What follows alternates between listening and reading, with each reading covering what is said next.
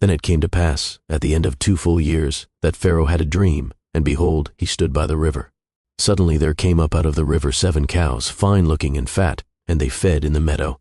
Then behold, 7 other cows came up after them out of the river, ugly and gaunt, and stood by the other cows on the bank of the river. And the ugly and gaunt cows ate up the 7 fine-looking and fat cows. So Pharaoh awoke.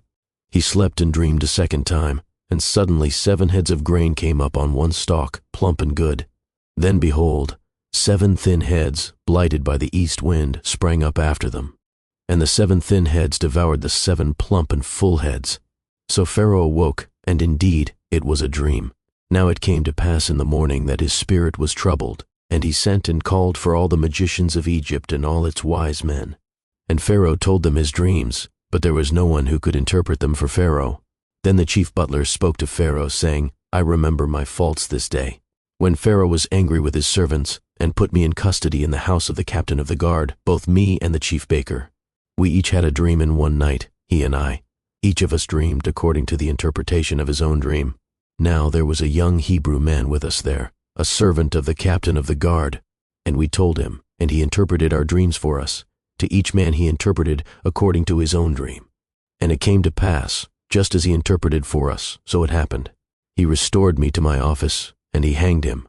Then Pharaoh sent and called Joseph, and they brought him quickly out of the dungeon, and he shaved, changed his clothing, and came to Pharaoh. And Pharaoh said to Joseph, I have had a dream, and there is no one who can interpret it. But I have heard it said of you, that you can understand a dream, to interpret it. So Joseph answered Pharaoh, saying, It is not in me. God will give Pharaoh an answer of peace. Then Pharaoh said to Joseph, Behold, in my dream I stood on the bank of the river. Suddenly 7 cows came up out of the river, fine-looking and fat, and they fed in the meadow. Then behold, 7 other cows came up after them, poor and very ugly and gaunt, such ugliness as I have never seen in all the land of Egypt. And the gaunt and ugly cows ate up the first 7, the fat cows. When they had eaten them up, no one would have known that they had eaten them, for they were just as ugly as at the beginning. So I awoke. Also I saw in my dream, and suddenly 7 heads came up on one stalk, full and good.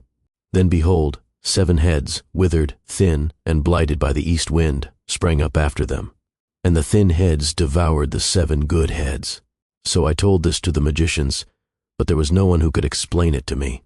Then Joseph said to Pharaoh, The dreams of Pharaoh are one. God has shown Pharaoh what he is about to do. The 7 good cows are 7 years, and the 7 good heads are 7 years. The dreams are one. And the 7 thin and ugly cows which came up after them are 7 years, and the 7 empty heads blighted by the east wind are 7 years of famine. This is the thing which I have spoken to Pharaoh. God has shown Pharaoh what he is about to do. Indeed, 7 years of great plenty will come throughout all the land of Egypt. But after them 7 years of famine will arise, and all the plenty will be forgotten in the land of Egypt, and the famine will deplete the land. So the plenty will not be known in the land because of the famine following, for it will be very severe. And the dream was repeated to Pharaoh twice, because the thing is established by God, and God will shortly bring it to pass. Now therefore, let Pharaoh select a discerning and wise man, and set him over the land of Egypt.